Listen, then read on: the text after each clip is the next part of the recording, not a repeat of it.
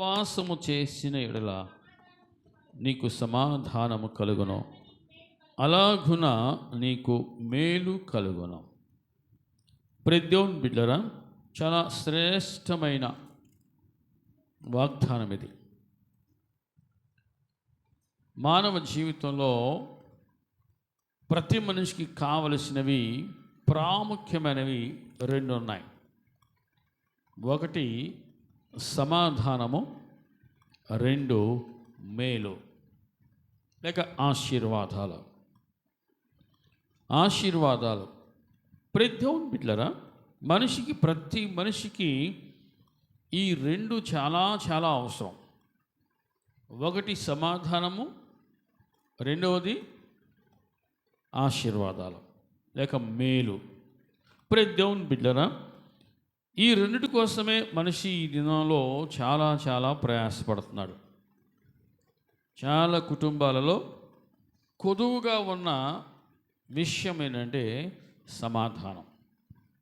అన్నీ ఉన్నాయి, ఇంటి నిండా కావలసినవన్నీ ఉన్నాయి, కానీ మనస్సులో మాత్రం సమాధానం అనేది లేదు.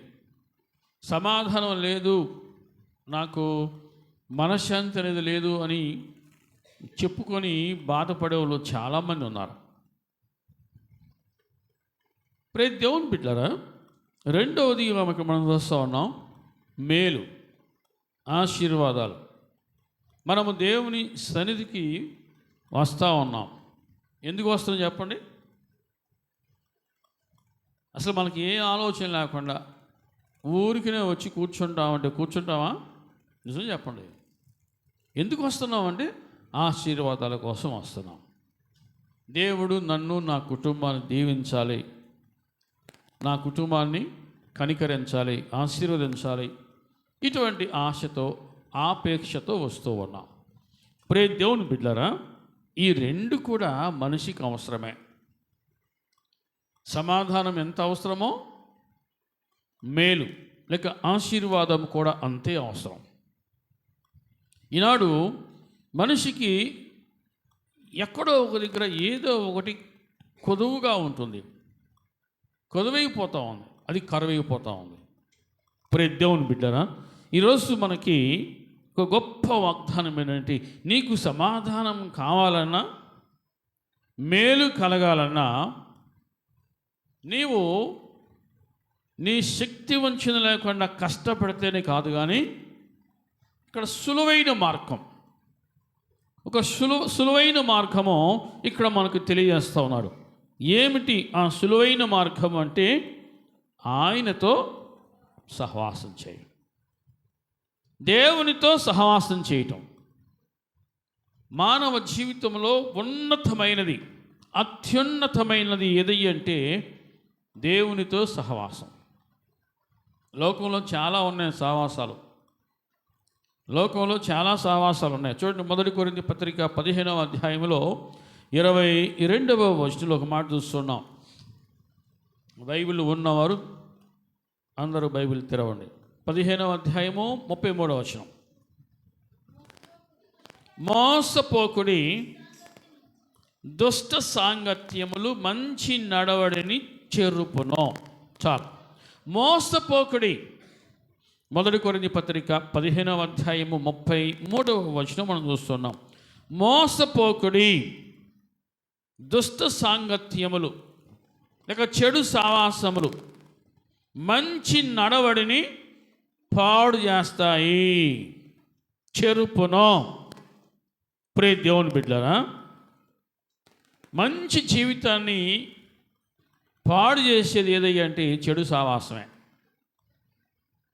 మంచి జీవితాన్ని, మంచి పేరును, మంచి నడవడిని పాడు చేసేది ఏదయ్యా అంటే చెడు సావాసమే.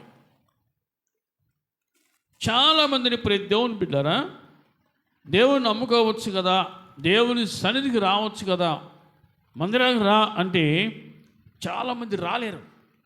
కారణం ఏంటంటే వారికి మరొక సావాసం ఉంది. ఆ సావాసాన్ని తెంచుకొని రావాలంటే అంత ఈజీ కాదు.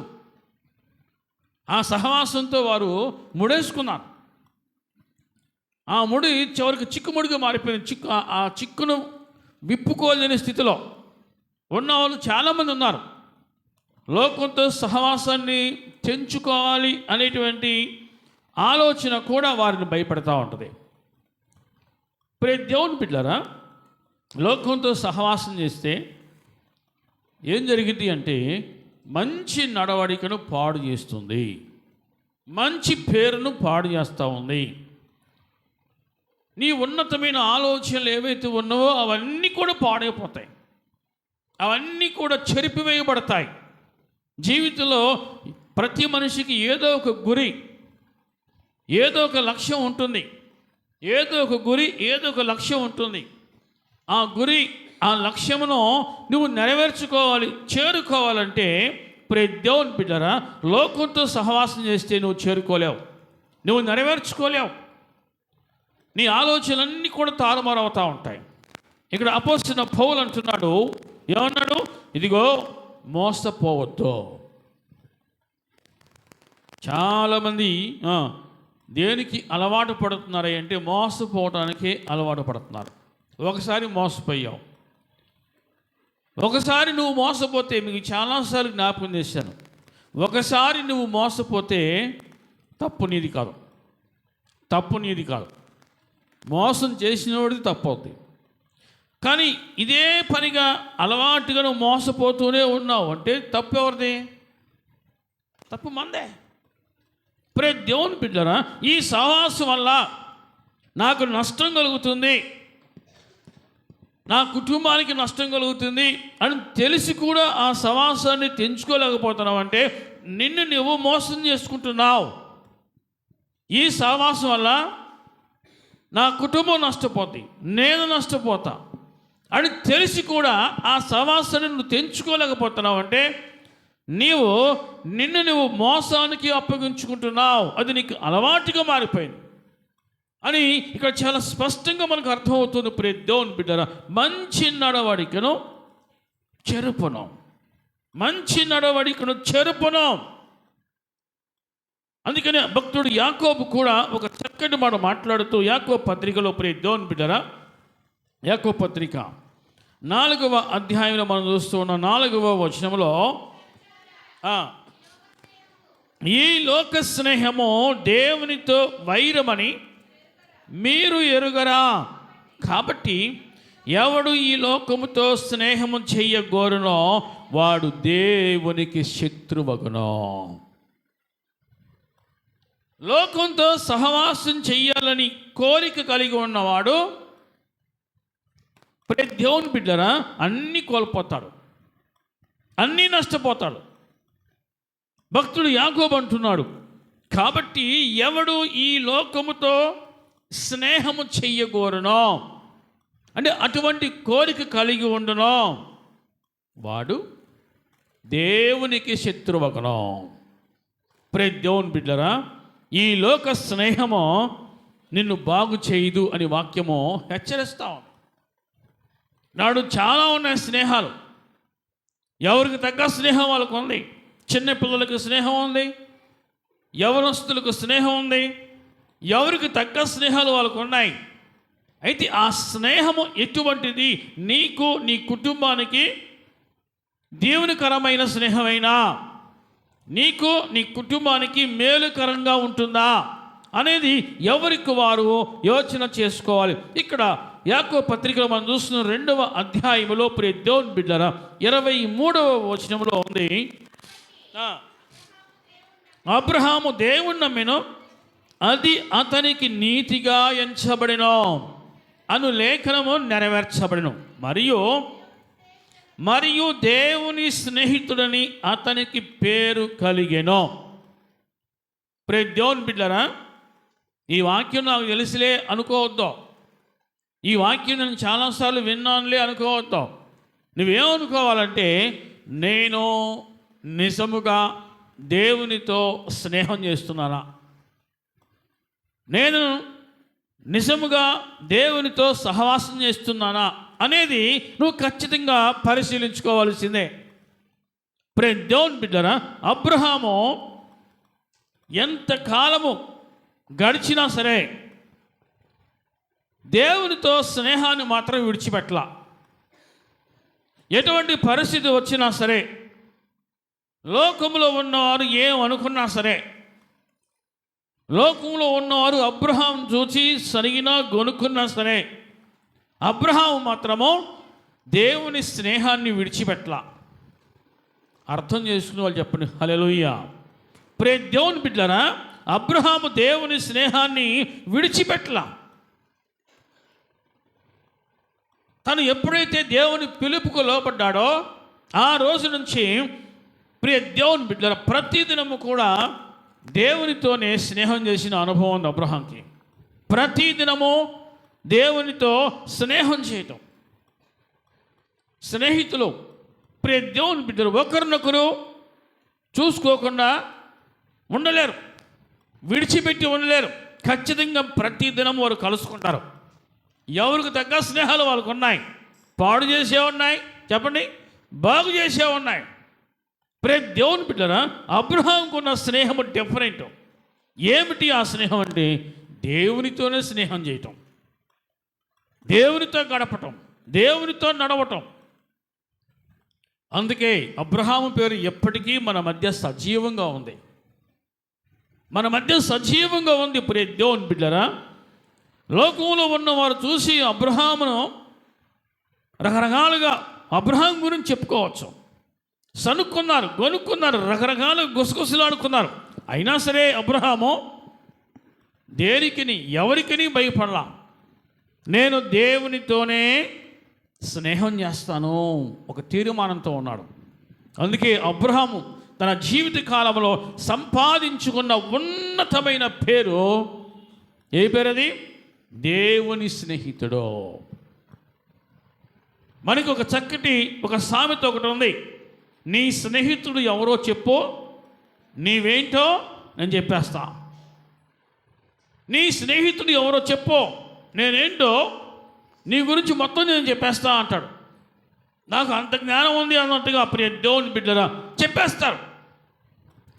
అంటే స్నేహాలను బట్టి మనిషి ఎటువంటి గుణవంతుడో, సద్గుణశీలో, దుర్గుణం కలిగినవాడో ఖచ్చితంగా అర్థమైపోద్ది. మంచివారు చూద్దాం. సామెత గ్రంథంలో 13వ అధ్యాయంలో ప్రియ దేవుని బిడ్డరా 20వ వచనంలో ఒక చక్కటి మాట ఉంది. 13:20 జ్ఞానుల సహవాసం. అందరు దీన్ని సామెతలు 13వ అధ్యాయము 20వ వచనం. జ్ఞానుల సహవాసం చేయవాడు జ్ఞానము గలవాడుగును. ఏమా? మూర్ఖుల సహవాసం చేయవాడు చెడిపోవును. మూర్ఖుల సహవాసం చేయువాడు చెడిపోవును. ప్రియ దేవుని బిడ్డలారా, లోకములో చాలా ఉన్నాయి సహవాసాలు. చెడిపోతానికి కొన్ని వందల మార్గాలు ఉన్నాయి. చాలా రకాల స్నేహాలు ఉన్నాయి చెడిపోవటానికి.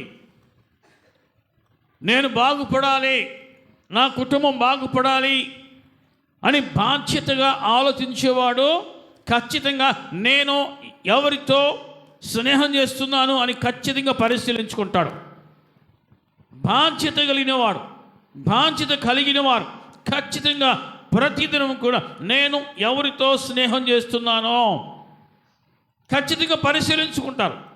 ఇక్కడ మనం చూస్తున్న జ్ఞానుల సహవాసం చేయవాడు జ్ఞాని యొగును, మూర్ఖుల సహవాసం చేయవాడు చెడిపోవును. ఖచ్చితంగా ఇది ప్రతి ఒక్కరి ముందు ఉన్న ప్రశ్న. ఈరోజు నీ నిజ స్నేహితుడు ఎవరు? ఈరోజు నీవు ఎవరితో స్నేహం చేస్తున్నావు? ఎటువంటి స్నేహ అనుభవాన్ని కలిగి ఉన్నావు అనేది ఖచ్చితంగా ప్రియ దేవుని బిడ్డరా పరిశీలించుకోవాల్సింది. అబ్రహామును అడిగితే, అబ్రహామా నీ స్నేహితుడు ఎవరు అంటే ఖచ్చితంగా టక్కున చెప్పే సమాధానము, దేవుడే నా స్నేహితుడు, దేవుడే నా స్నేహితుడు అని చెప్పగలిగినాడు. ప్రియ దేవుని బిడ్డ, దేవునితో స్నేహం చేయడం అంటే ఎంత అదృష్టం, ఎంత అదృష్టం అది. ప్రియ దేవుని బిడ్డరా, ఈ అనుభవం మనందరికీ కలుగునగాక. మనుషులతో సహవాసం చేస్తే మనుషులతో సహవాసం చేస్తే టైం పాస్ అవుతుంది, అంతే. టైం పాస్ అయింది. అవసరమైతే వారు వీరవచ్చు, వీరు వారవచ్చు. అవసరమైతే బుద్ధులు మారిపోవచ్చు, అవసరమైతే ఆలోచన మారిపోవచ్చు. మంచి లక్షణాలకు బదులుగా చెడు లక్షణాలు కూడా అబ్బవచ్చు. అబ్బవని గ్యారంటీ లేదు. చెడు లక్షణాలు రావు అని గ్యారంటీ లేదు. దేవుని బిడ్డలారా, మనం చూస్తాం ఇక్కడ అబ్రహాము జీవితంలో తాను సంపాదించుకున్న గొప్ప పేరు ఏదంటే దేవుని స్నేహితుడు. హల్లెలూయా. దేవునితో స్నేహం చేస్తే నీ ఆశ ఎప్పటికీ చావదు. ఖచ్చితంగా దేవుడు నాకు మేలు చేస్తాడు అనే ఆశ ఏదైతే ఉందో ఆ ఆశ ఎప్పటికీ చావదు. దేవునితో సహవాసం చేస్తే నీ ఆశ అది చిగురిస్తూనే ఉంటుంది. చిగురించునుగాక. అబ్రహాము ఎంత కాలం వేచి ఉన్నాడు. ఎన్ని ఆటుపోట్లు, ఎన్ని నిందలు, ఎన్ని ఎదురు దెబ్బలు తగిలినా సరే దేవుని స్నేహాన్ని విడిచిపెట్టకుండా దేవునితోనే నడవటము, దేవునితోనే గడపటము నేర్చుకున్నాడు. గనుక అతని ఆశ చావల. నిరీక్షణకు ఆధారము లేనప్పుడు కూడా ఇక్కడ ఏమంది, అతడు చాలా ఇష్టమైన మాట ప్రియ దేవుని బిడ్డలు, దేవునితో సహవాసం చేస్తే చూద్దాం. రోమపత్రిక 4వ అధ్యాయం మనం చూస్తున్నాం. 18వ వచనంలో 4:18 ఉంది. తాను అనేక జనములకు తండ్రి ఎగునట్లు, తాను అనేక జనములకు తండ్రి ఎగునట్లు నిరీక్షణకు ఆధారము లేనప్పుడు అతడు నిరీక్షణ కలిగి నమ్మెను. అతడు నిరీక్షణ కలిగి నమ్మెను. దేవునితో సహవాసం చేస్తే ఆ నిరీక్షణ ఏదైతే ఉందో అది ఎప్పటికీ చావదో. ఆ ఆశ చావదో, అది చిగురిస్తూనే ఉంటుంది. ఎందుకంటే అతడు ఎవరితో స్నేహం చేశారు? దేవునితో స్నేహం చేశాడు. కాబట్టి అతనిలో ఉన్న నిరీక్షణ చెప్పబడలా, నిరాశకు లోనవలా, అతనిలో ఉన్న నిరీక్షణ చావలా. ఖచ్చితంగా మాట ఇచ్చినవాడు నెరవేర్చుటకు సమర్థుడు అని రూఢిగా విశ్వసించి చూద్దాం. 4వ అధ్యాయంలో 20వ వచనం. అవిశ్వాసము వలన దేవుని వాగ్దానమును గురించి సందేహింపక దేవుని మహిమపరిచి ఆయన వాగ్దానం చేసిన దానిని నెరవేర్చుటకు సమర్థుడని రూఢిగా విశ్వసించి విశ్వాసము వలన బలము పొందినాం. ప్రియ దేవుని బిడ్డలారా, ప్రతి మనిషికి ఒక ఆలోచన ఉంటుంది, ఒక ఆశ ఉంటుంది. ఆ ఆశ తీరాలంటే, ఆ ఆశ ఎప్పటికప్పుడు చిగురిస్తూ ఉండాలంటే ఖచ్చితంగా అటువంటి వారు దేవునితో ఏం చేయాలి? స్నేహం చేయాలి, దేవునితో సహవాసం చేయాలి. అర్థమవుతుంది అన్న వాళ్ళు చెప్పండి హల్లెలూయా. రూఢిగా విశ్వసించి విశ్వాసము వలన బలము పొందెను. వాగ్దానము చేసిన దానిని నెరవేర్చుటకు సమర్థుడు. ఆయన సమర్థుడని ఎవరికి తెలిసింది? ఆయనతో సహవాసం చేసేవారు, స్నేహం చేసేవారికి తెలిసింది. ఆయన ఎంత శక్తిమంతుడో, ఎంతటి సమర్థుడో ఆయనతో కలిసి నడిచే వారికి మాత్రమే అర్థమైంది. ఆయనతో కలిసి మాట్లాడే వారికి మాత్రమే అర్థమైంది ఆయన సమర్థుడో. ప్రియ దేవుని బిడ్డలారా, ఈరోజు నీ సావాసం ఎటువంటిది? చాలాసార్లు అనుకుంటూ ఉంటాం, నేను దేవునితో నడుస్తున్నాను, దేవునితోనే ఉన్నాను అనుకుంటాం. కానీ వాస్తవానికి దేవుడు అంటాడు, వారు తమ హృదయాన్ని నాకు దూరం చేసుకొని ఉన్నారు అంటాడు. వారు తమ హృదయాన్ని నాకు దూరం చేసుకొని ఉన్నారు. ప్రియ దేవుని బిడ్డలారా, అబ్రహాము ఏ రోజుకు ఆ రోజు దేవునితో గడిపిన అనుభవాన్ని కలిగి ఉన్నాడు. దేవుని హృదయాన్ని ఎరిగినవాడు. అదేవిధంగా దేవుడు అబ్రహాము హృదయాన్ని ఎరిగినవాడు. గనుక అబ్రహాము దేవుడు మర్చిపోలా. దేవుని బిడ్డల ఆది కాండంలో ఒక మాట చూస్తున్నాం.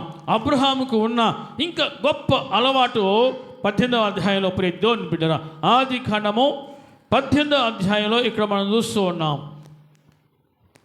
21 చదువుకుందాం.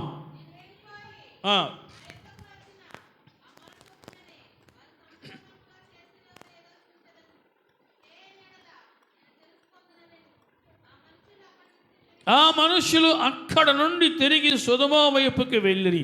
అబ్రహాము ఇంకా యెహోవా సన్నిధిని నిలుచుండెను.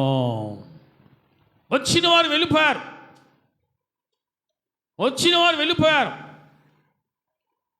చూడండి, మనకు ఆరాధన అయిపోతే పొరపాటున ఒకరు లేచి ముందు వెళ్ళిపోయారనుకో, ఏం చేస్తుంది చెప్పండి? నిదానంగా ఒకరు చూసి ఒకరు వెనకాల పడి వెళ్ళిపోతూ ఉంటాం, అవును కదా? ఒకరిని చూసి ఒకరు. అందుకని ఒక కొటేషన్ ఒకటి ఉంది, వచ్చేటప్పుడేమో తాంబేళ్ళకి వస్తారంట, వెళ్ళేటప్పుడు చిరుతుపుల్లాగా వెళ్తారంట. అందుకే మనం ఆత్మీయ జీవితంలో వెనకబడ్డాం.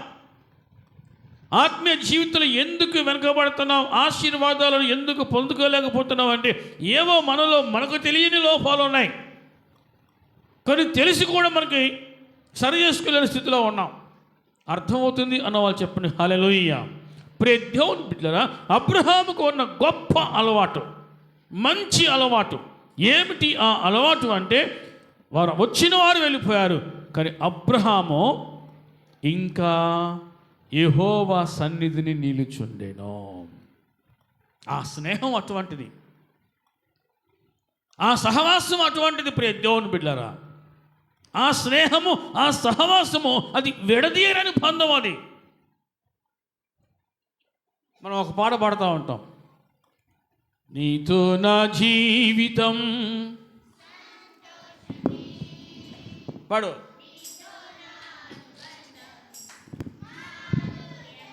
ఎంతమందికి అటువంటి నిజమైన అనుబంధం ఉంది? పాట మాధుర్యంగా ఉంది కదా, పాడటానికి స్వరం బాగుంది, రాగం బాగుంది. ఎంతమందికి ఆ అనుభవం ఉంది?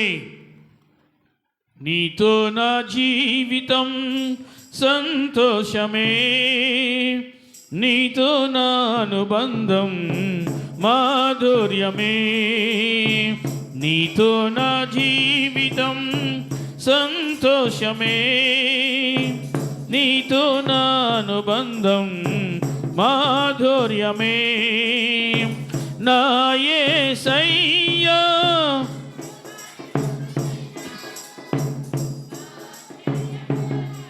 హల్లెలూయా. దేవుని బిడ్డలారా, ఆ అనుభవం మనము సంపాదించుకుందాము గాక. దేవుని బిడ్డ అబ్రహాముకున్న గొప్ప అలవాటు ఏంటంటే వచ్చిన వారు వెళ్ళిపోయారు, కానీ అబ్రహాము ఏమంది? యెహోవా సన్నిధిని ఇంకా నిలుచుండెను. అది దేవునితో స్నేహం అంటే అలా ఉండాలి. వచ్చామా వెళ్ళామా అది కాదు స్నేహం అంటే, అది కాదు స్నేహం అంటే. ఇంకా నేను ఆయనతో గడపాలి, నేను ఇంకా ఆయనతో గడపాలి. ఆ అనుభవంలోకి నీవు వస్తే ఖచ్చితంగా నీకు సమాధానం ఉంటుంది, నీకు మేలు కలిగిద్ది. నీకు సమాధానం కలగాలన్నా, మేలు కలగాలన్నా, నువ్వు పొందుకోవాలన్నా ఖచ్చితంగా దేవుని బిడ్డలారా, నువ్వు దేవునితోనే నువ్వు సహవాసం చేయాలి. లోకంతో స్నేహం చేస్తే, చెడు సాంగత్యం చేస్తే మంచి నడవడిని చెరుపుతుంది. దేవుని బిడ్డ కానీ దేవునితో సహవాసం చేస్తే నీ ఆశ ఎప్పటికీ నిరాశ కాదు, నూతన బలాన్ని పొందుకుంటాం. ఆమె చెప్పండి, నూతన బలమును పొందుకొందువుగాక. ఇక్కడ అబ్రహాము ఇంకా యెహోవా సన్నిధిని నిలుచుండెను. ఇంకాసేపు ప్రార్థన చేసుకుందాం అనే మాట మన జీవితంలో ఎప్పుడైనా వచ్చిందా? ఇంకాసేపు చేసుకుందాం, ఇంకా కాసేపు ప్రార్థన చేసుకుందాం చెప్పండి అనేవాళ్ళు ఎంతమంది ఉన్నారా? ఉంటే ఒక్కసారి నిజాయితీ చెప్పండి హల్లెలూయా. లిప్సీ చెప్పింది నిజమే, ఆ అమ్మాయి అందరికంటే ముందు వస్తుంది. దేవుని బిడ్డలారా, నీవు దీవించబడాలంటే నీ మనస్సు నిండా, నీ కుటుంబం నిండా సంతోష సమాధానములు స్థిరముగా వర్ధిల్లుతూ ఉండాలంటే ఖచ్చితంగా నువ్వు దేవునితో గడపటము నేర్చుకో. దేవునితో సహవాసం చేయటము నువ్వు నేర్చుకో. భక్తుడు కీర్తనకారుడు ఒక చక్కటి మాట చెప్పాడు. యెహోవా ఉత్తముడని రుచి చూచి తెలుసుకొనుడి. యెహోవా ఉత్తముడని రుచి చూచి తెలుసుకొనుడి. 34వ కీర్తనలో ఈ మాట ఉంటుంది. ప్రియ దేవుని బిడ్డలారా, దేవుడు ఏమై ఉన్నాడో నీవు నీ వ్యక్తిగతంగా నువ్వు తెలుసుకోవాలి. నాకు తెలుసు, నేను ఎరిగి ఉన్నాను, ఆయన ఎంతటి సమర్థుడో నేను ఎరిగి ఉన్నాను అని గొప్పగా సాక్ష్యం ఇచ్చినవాడు అబ్రహాం. అదేవిధంగా భక్తుడు దావీదు కూడా. ప్రియ దేవుని బిడ్డలారా, 27వ అధ్యాయంలో మనం చూస్తున్న కీర్తనలు 27వ అధ్యాయం 4వ వచనంలో, నేను యెహోవా యొద్ద ఒక్క వరము అడిగితిని, దానినే నేను వెతుకుచున్నాను. ఆయన ప్రసన్నతను చూడాలి, ఆయన ఆలయములు ధ్యానించాలి. నా జీవిత కాలమంతయో అది కూడా ఒక వరమే. ఆయనతో గడపటం ఒక వరము, ఆయనతో నడవటము ఒక వరము. భక్తుడు దావీదు అంటున్నాడు, నేను యెహోవా యొద్ద ఒక్క వరము అడుగుతుని, దానినే నేను వెతుకుచున్నాను. ఆయన ఆలయంలో నేను ఆయన ప్రసన్నతను చూడాలి, నేను ధ్యానించాలి. జీవితకాలం అంతయో యెహోవా మందిరములు నివసింపగోరుచున్నాను. ఎంతమందికి అర్థమవుతుంది? ప్రియ దేవుని బిడ్డలారా, నా జీవితకాలం అంతయో దేవుడు ఇక్కడ కూర్చొని, ఈరోజు ఎంతమంది ముందుగా వస్తారు చూద్దామని కూర్చొని దేవుడు అటెండెన్స్ చేసుకుంటే నీ పరిస్థితి ఏంటి? నీ పరిస్థితి ఏంటి? స్కూల్లో అటెండ్ చేస్తాం, అటెండెన్స్ చేసే టైంలో ఆ పిల్లోళ్ళు లేకపోతే ఆబ్సెంటే. ఆబ్సెంట్ పడిన తర్వాత వచ్చినా ఆబ్సెంటే. తెలుసా ఎందుకో? మొత్తం ఆన్లైనే. మొత్తం ఒక్కసారి ఆబ్సెంట్ పడిందంటే 5 నిమిషాల తర్వాత ఆ పిల్లోడు పరిగెత్తుకుని వచ్చినా సరే ఆ రోజంతా ఆబ్సెంటే. మనిషి పెట్టినటువంటి రూలే అంత గట్టిగా ఉంటే, ప్రియ దేవుని బిడ్డరా, నువ్వు దేవుని దగ్గరికి వస్తున్నావు. దేవుడు నిన్ను కనుక పరిశీలించి చూస్తే, నువ్వు ఇంటి దగ్గర ఎలా బయలుదేరుతున్నావో, నువ్వు ఎలా వస్తున్నావో, ఎంత ఆరాటం కలిగి, ఎంత ఆసక్తి కలిగి నువ్వు పరిగెత్తుకుని వస్తున్నావో, అవన్నీ దేవుడు చూస్తే నీ పరిస్థితి ఏంటి? నీ పరిస్థితి ఏమిటి?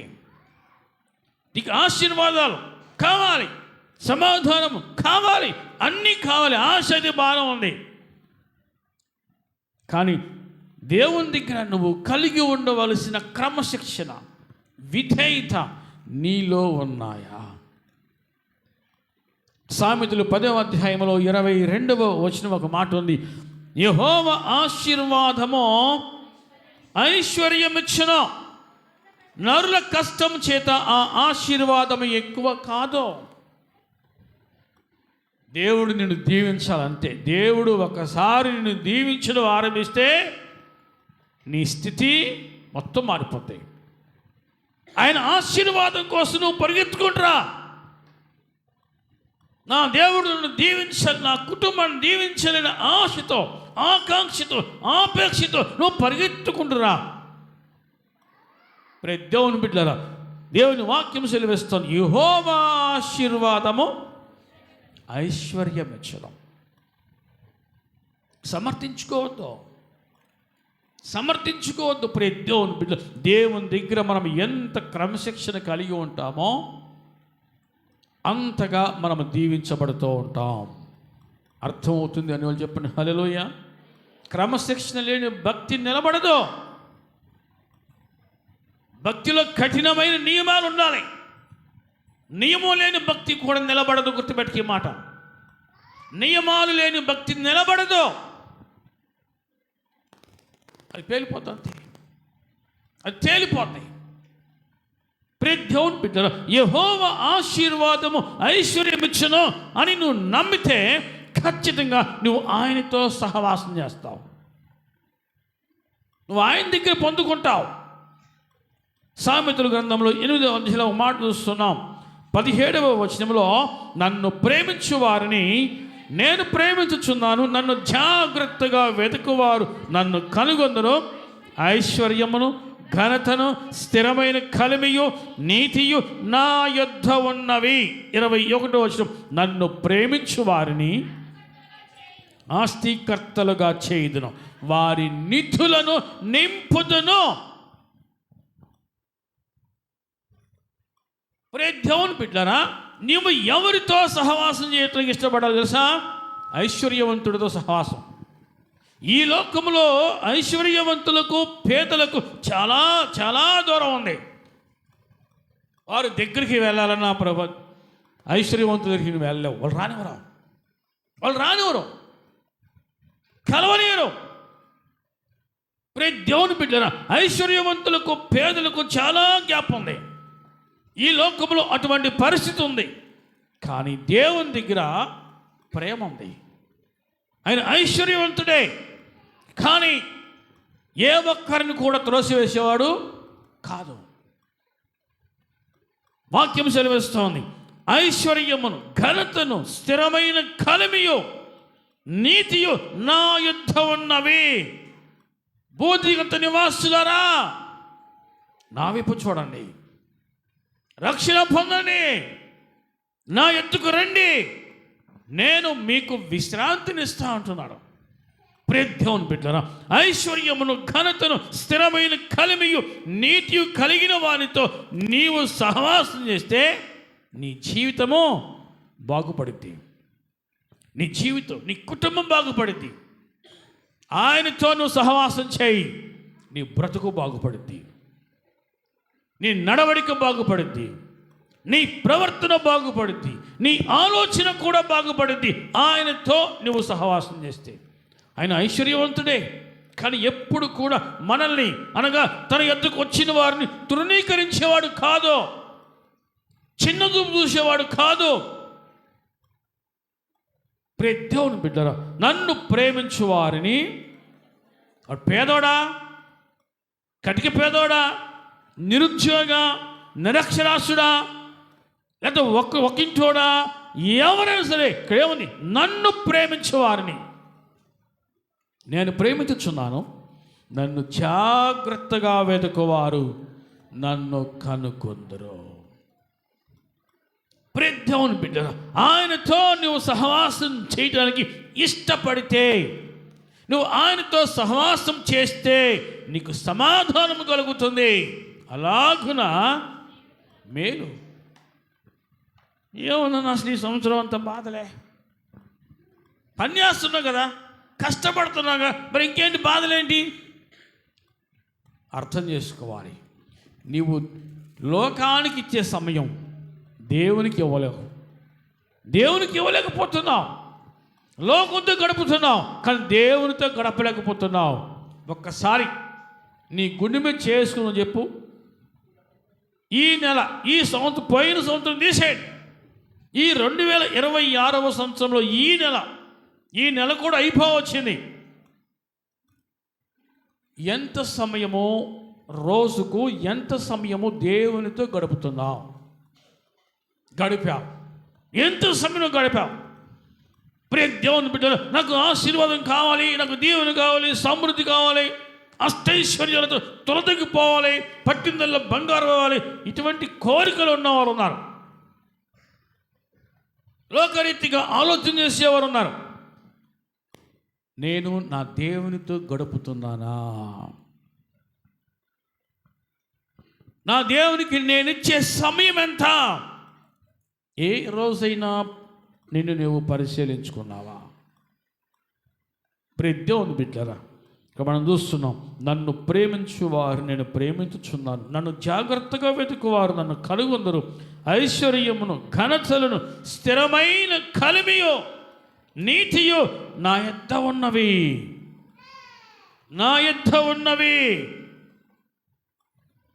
నన్ను ప్రేమించు వారిని ఆస్తికర్తలుగా చేయుదును, వారి నిధులను నింపుదును అంటున్నాడు దేవుడు. అర్థమవుతుంది అని వాళ్ళు చెప్పండి. హల్లెలూయా. ఆయనతో సహవాసం చేయి, నిన్ను ఎలాగే దీవిస్తాడు, నేను దీవిస్తాడు. చేసేది చిన్న పని కావచ్చు, ఆ చిన్న పనిలోనే విస్తారమైన ఆశీర్వాదాలు ఉంటాయి. నిన్ను ఎలాగైనా దేవుడు దీవిస్తాడు. దేవుని బిడ్డలు, చిన్న పని అనుకోవచ్చు, ఇది చిన్న పనేగా, ఈ పెట్టుబడి కొంచెమే కదా, చిన్న పెట్టుబడిగా, నాకేం మిగిలింది, నాకెంత వస్తుంది అనుకోవచ్చు. కానీ దేవుడు దీవిస్తే దేవుడు అందులోనే నీకు సమృద్ధిని కలుగజేయగలిగినవాడు. అందులో నీకు దేవుడికి సమృద్ధినిస్తాడు. అర్థమవుతుంది అని వాళ్ళు చెప్పండి. హల్లెలూయా. ముందు మెయిన్ ప్రయారిటీ దేవునితో నువ్వు గడుపుతున్నావా? దేవునితో కలిసి నువ్వు నడుస్తున్నావా? దేవుడు దీవిస్తే అది ఎప్పటికీ దేవునిగా నిలిచి ఉంటుంది. నేను నా కుటుంబము దేవుని సన్నిధిలో ఉండాలి. ఈ వాంఛ నువ్వు కలిగి ఉంటే ఖచ్చితంగా దేవుడు నిన్ను దీవిస్తాడు. దేవునితో గడపటం దేవుని బిడ్డలు, మీకు చాలాసార్లు జ్ఞాపకం చేశాను. భక్తుడు చేసినటువంటి ప్రార్థన, ఆయన చేసినటువంటి ప్రార్థన ఎటువంటిదో, ఎన్నిసార్లు చేశాడో మీకు చాలాసార్లు జ్ఞాపకం చేశాను. 119వ కీర్తన మనం చూసాం. అదేవిధంగా 55వ కీర్తనలో కూడా ఒక మాట చూస్తున్నాం. 17వ వచనంలో 55:17 మనం చూస్తున్నాం. సాయంకాలమున, ఉదయమున, మధ్యాహ్నమున నేను ధ్యానించుచూ మొరపెట్టుచున్నాను, ఆయన నా ప్రార్థన ఆలకించి ఉన్నాడు. నువ్వు ప్రార్థిస్తే దేవుడు విసుగు చెందేవాడు కాదు, ఆయన విసుకునేవాడు కాదు. ప్రార్థన అంటే దేవునితో మాట్లాడుట అని అర్థం. హల్లెలూయా చెప్పండి. దేవునితో మాట్లాడుట. నువ్వు ఎంతసేపు మాట్లాడినా విసుగు చెందని వాడు ఆయన. హల్లెలూయా చెప్పండి. ఆయన విసుక్కోడు. నువ్వు మాట్లాడుతూ ఉంటే ఆయనకి వినాలని ఆశ ఉంది. సేమ్ టైం ఆయన కూడా నీతో మాట్లాడాలని ఆశ కలిగిన వాడు ఆయన. సాయంకాలమున, ఉదయమున, మధ్యాహ్నమున నేను ధ్యానించుచు మొరపెట్టుచున్నాను, ఆయన నా ప్రార్థన ఆలకించి ఉన్నాడు. చెప్పండి, మనం ఎప్పుడైనా మధ్యాహ్నం ప్రార్థన చేశామా? నిజం చెప్పండి. మనం ఎప్పుడైనా మధ్యాహ్నం ప్రార్థన చేశామా? మనం ఎప్పుడైనా పొద్దున్నే లేవగానే హృదయాన్ని కుమ్మరించి ప్రార్థన చేస్తున్నామా? సాయంత్రం మరలా పగలంతా పనులన్నీ పూర్తి చేసుకుని మరలా మన గృహానికి వచ్చాం, పడక గదులకు వెళ్తూ ఉన్నాం, మరలా దేవునికి మనం ప్రార్థన చేస్తున్నామా? అన్నిటికీ సమయం ఉంది. ముచ్చట్లకి, పోట్లాట్లకి, కబుర్లకి కదా, వ్యవహారాలకి, పెత్తనాలకి, అన్నిటికీ కావలసినంత సరిపడే అంత సమయం మనకు ఉంది.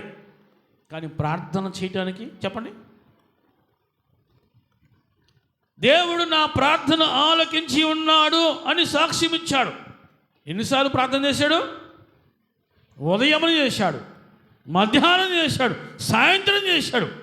విరివిగా విసుక్కోకుండా ప్రార్థన చేశాడు. విసుగు చెందని వాడు ఆలకించాడు. ఆమె చెప్పండి. విసుక్కోకుండా ప్రార్థన చేస్తే విసుగు చెందని వాడు నీ ప్రార్థన వింటాడు, నీకు జవాబిస్తాడు. నువ్వు ప్రార్థన చేయి, నువ్వు దేవునితో గడుపు, ఖచ్చితంగా నీ స్థితి మారిపోద్ది. అనుభూలుగా రా. ఊహల్లో ఉండొద్దు, గాల్లో పేకమాలను కట్టమాకు. అనుభవంలోకి రా. నిజముగా నువ్వు దేవునితో గడుపుతున్నావా? నిజముగా నువ్వు దేవునితో గడుపుతున్నావా? దేవుని బిడ్డరా, అబ్రహాము ఇంకా యెహోవా సన్నిధిని ఇంకాసేపు ప్రార్థన చేసుకుందాం అనే మాట ఎప్పుడైనా మన జీవితంలో వచ్చిందా? ఇంకాసేపు ఓ పావుగంట ముందెళ్ళి ప్రార్థన చేసుకుందాం మందిరంలో అనే ఆలోచన ఎప్పుడైనా వచ్చిందా? ఒక పావుగంట ముందెళ్ళి నీ ఆరాధన దేవుడు చూస్తాడు. నీ ఆరాటమే ఆశీర్వాదాలను తీసుకొస్తుంది, గుర్తుపెట్టుకో. నీ ఆరాటమే ఆశీర్వాదాలను తీసుకొచ్చింది. నీ బద్ధకమే, నీ నిర్లక్ష్యమే వాటిని దూరం కూడా చేసింది. అర్థమవుతుంది అనేవాళ్ళు చెప్పండి హల్లెలూయా. ఊరికే రావు. చెప్పండి, పట్టుకోగానే దొరికే కాయకి విలువ ఉంటుందా? అంది అందుకున్న కాయకి విలువ ఎక్కువ ఉంటుందా? చెప్పండి. కష్టపడి రూపాయికి విలువ ఉంటుందా? ఊరికి వచ్చే రూపాయికి విలువ ఉంటుందా? దేవుని బిడ్డలారా, నీ ఆశ ఏదైతే ఉందో ఖచ్చితంగా నీ ఆశని మించినవాడు ఆయన. ఆయన మించినవాడు. నీ హృదయం కంటే ఆయన అధికుడు. ఆయన ఎంత గొప్పవాడంటే లేని వాటిని ఉన్నట్టుగా పిలిచేవాడు. ఆమని చెప్పండి. మీరు మీ ప్రక్కన వారితో ఈ మాట చెప్పండి. మన దేవుడు లేని వాటిని ఉన్నట్టుగా పిలిచేవాడు. నీవు పొందుకొందువుగాక. ఆమేన్. దేవుని బిడ్డ విశ్వసించి నీ నోటితో నువ్వు పలుకో. విశ్వసించి లేఖనములలోని శక్తిని నువ్వు గుర్తించి నువ్వు పలుకు. ఖచ్చితంగా అది నెరవేరుతుంది. లేని వాటిని ఉన్నట్టుగా పిలిచేవాడు. ఏదైతే నీ జీవితంలో నువ్వు లేదు అనుకున్నావో నువ్వు నమ్మో, ఖచ్చితంగా అది నీ జీవితంలోకి వస్తుంది.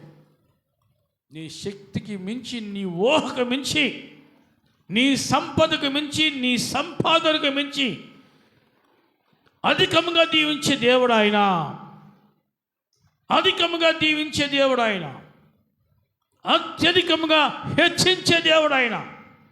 నువ్వు ఆయనతో సహవాసం చేయి. ఇంతకాలం నువ్వు ఎంతో కష్టపడ్డావు, మంచిదే. కష్టపడాల్సిందే, మంచిదే. ఇక నుంచి నేను కాసేపు ఎక్కువ సమయం దేవునితో గడపాలి అనుకో, మంచిది, మరీ మంచిది. ఇంకాసేపు ఎక్కువ సమయం నేను దేవునితో గడపాలి అనుకో, అది ఇంకా మంచిది. దేవుని బిడ్డలారా, నీ విలువైన సమయాన్ని విలువ లేకుండా చేసుకోవద్దా? ఉచితంగా పాడు చేసుకోవద్దా? దేవునితో గడుపు. నీ సమయము విలువైందిగా ఉంటుంది. ఇప్పుడు ఒక కొటేషన్ ఒకటి ఉంది, మీకు తెలుస్తా. Time is money. Time is money అంటారు. సంపాదించేవాడికి ప్రతి నిమిషము కూడా విలువైందే. సంపాదించేవాడికి ప్రతి నిమిషము విలువైంది. దేవుని బిడ్డలారా, అది వారికి చెందింది. నీ విలువ ఎప్పుడు పెరుగుతుందంటే, నీ సమయానికి విలువ పెరిగే సమయం ఏదంటే దేవునితోనూ గడిపితే నీ విలువ పెరిగింది.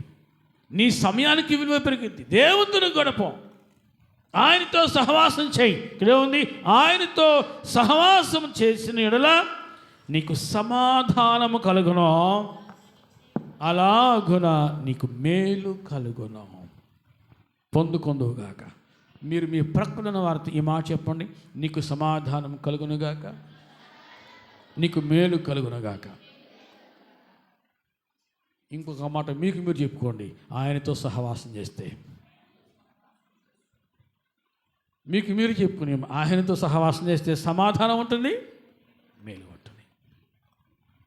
ఎప్పుడైనా మీకు చాలాసార్లు మీ ముందు ఒక ప్రశ్న వచ్చి, మీరు ప్రార్థన చేస్తూ ఉండగా మీ బిడ్డలు, మీ కడుపున పుట్టిన బిడ్డలు ఎప్పుడైనా చూశారా? వారు నేర్చుకోవాలంటే, స్త్రీలు కాదు పురుషులు కూడా, మీ బిడ్డలు నేర్చుకోవాలంటే, సత్ప్రవర్తన కలిగి వారి జీవితంలో ఎదగాలంటే ఖచ్చితంగా మీరు ప్రార్థన చేయటం వారు చూడాలి. చర్చికి వెళ్ళాం చెప్పుకోవడం చాలా ఈజీ. మా డాడీ ప్రార్థన చేస్తున్నాడు అని చెప్పాలి. మా మమ్మీ ఇంట్లో ప్రార్థన చేసుకుంటుంది అని చెప్పాలి. ఇంటిలో వారు ప్రార్థన చేసుకుంటున్నారు, బైబిల్ చదువుకుంటున్నారు అని చెప్పగలగాలి. ఆ రోజు నీ జీవితంలో ప్రకాశవంతమైన రోజుగా మిగిలిపోనుగాక. మా డాడీ ప్రార్థన చేసుకుంటున్నాడు, మా మమ్మీ ప్రార్థన చేసుకుంటుంది అని చెప్పాలి వాళ్ళు. నేను అప్పుడప్పుడు పిల్లలను అడుగుతా, మీ డాడీ ఏం చేస్తున్నాడు, మమ్మీ ఏం చేస్తున్నారంటే వాళ్ళు చెప్పే సమాధానం పేర్లు చెప్పడం, నిద్రపోతుంది, నిద్రపోతున్నాడు, పడుకున్నాడు, టీవీ చూస్తుంది. ఎందుకంటే ఎక్కువగా పిల్లలు మా దగ్గర ఉంటారు కదా, అడుగుతూ ఉంటా, ఏం చేస్తున్నారు రా? టీవీ చూస్తున్నాడు, పడుకున్నాడు.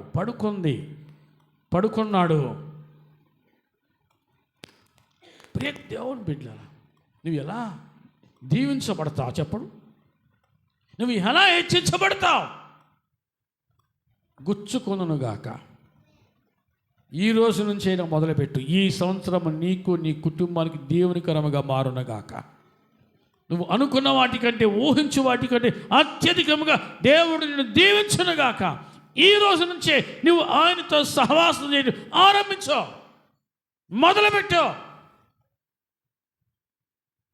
హృదయాన్ని కుమ్మరించి ప్రార్థన చేయడం ఎంతకాలమైందో అనేవాళ్ళు కూడా ఉన్నారా? హృదయాన్ని కుమ్మరించి ప్రార్థన చేయటం ఎంతకాలం అయిందో అన్నా, లేదన్నా నేను ప్రతిరోజు చేసుకుంటున్నానన్నా అనేవాళ్ళు. అటువంటి వారిని దేవుడు సమృద్ధిగా దీవించునుగాక. దేవునితో సహవాసం చేయటం, ఆయన ఐశ్వర్యవంతుడు. ముగించుకుందాం. రోమపత్రికలో ప్రియ దేవుని బిడ్డలారా, 10వ అధ్యాయంలో, రోమపత్రిక 10వ అధ్యాయంలో మనం చూస్తున్నాం 12వ వచనంలో, యూదుడని హెల్లేనీయుడని భేదం లేదు, ఒక్క ప్రభువే అందరికీ ప్రభు ఉండి తనకు ప్రార్థన చేయు వారందరి ఎడల కృప చూపుటకు పేదవాడై ఉండెను అనుందా? ఐశ్వర్యవంతుడై ఉన్నాడు.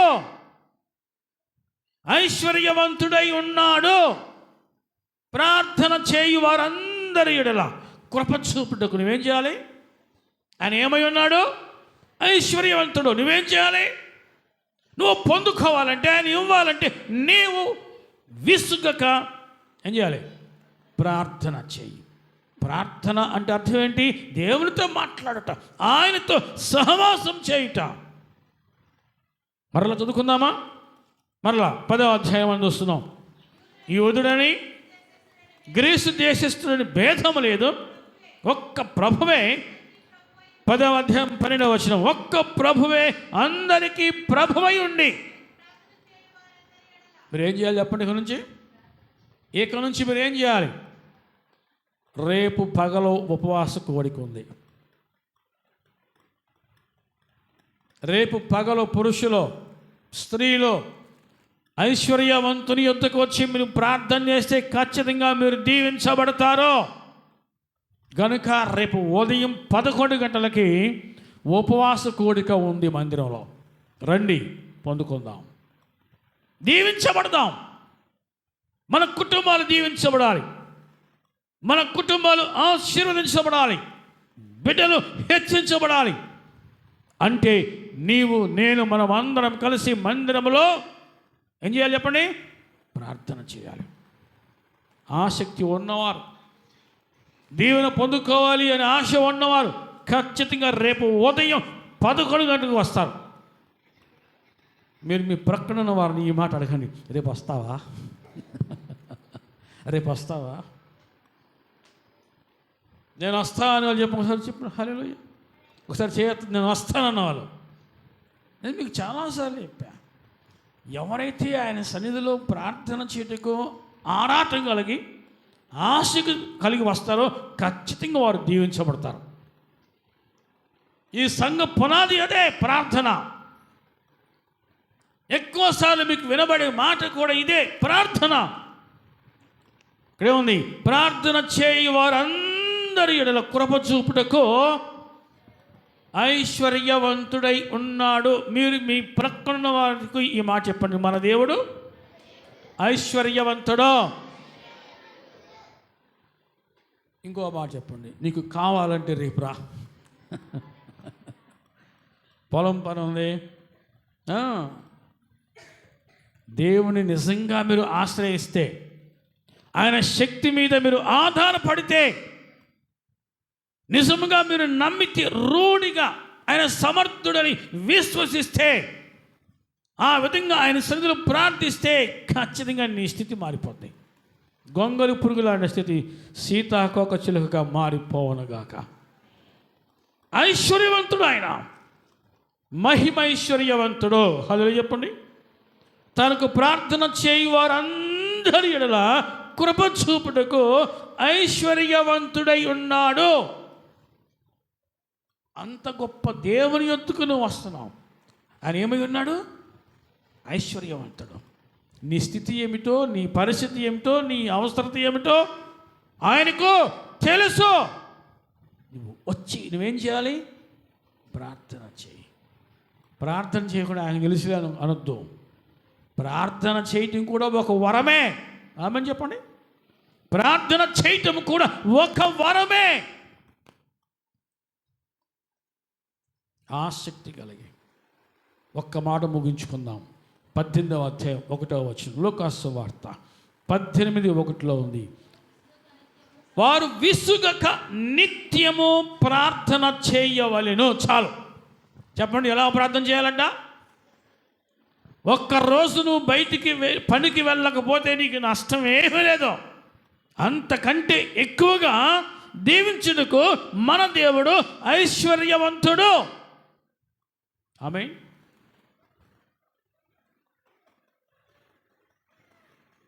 ఎంత కృపగల దేవుడు. మొన్న డిసెంబర్లోనమ్మా ఎప్పుడు వచ్చింది తుఫాను? మనకి మోంతా తుఫాను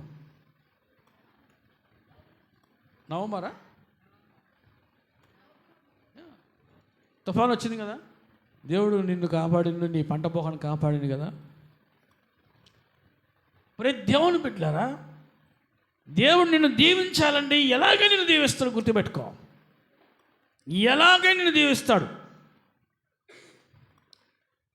ఆయన అవసరమైతే ముంచగలడు, అవసరమైతే పైకి లేపగలడు. ఆయన ముంచగలడు, అవసరమైతే పైకి లేపగలడు. ఆయన సౌలు ఏమన్నాడు? నువ్వు అవివేక పని చేశావు కాబట్టి నీ రాజ్యము నిలవదు అన్నాడు. దావీదుకి ఇచ్చిన వాగ్దానం ఏంటి? శాశ్వత కాలం వరకు, సూర్యుడు ఉన్నంత కాలము నీ సింహాసనము నిలుచును అని ఏదైనా చేయగలిగిన వాడు. అందుకే ఆయనకున్న పేరు సర్వాధికారి. సర్వాధికారి, సర్వసంపన్నుడు ఆయన. ప్రియ దేవుని బిడ్డలారా, ఎలాగైనా దీవించగలవు. కృప చూపుటకు ఆయన ఐశ్వర్యవంతుడు. రండి అందరూ కలిసి ప్రార్థన చేద్దాం.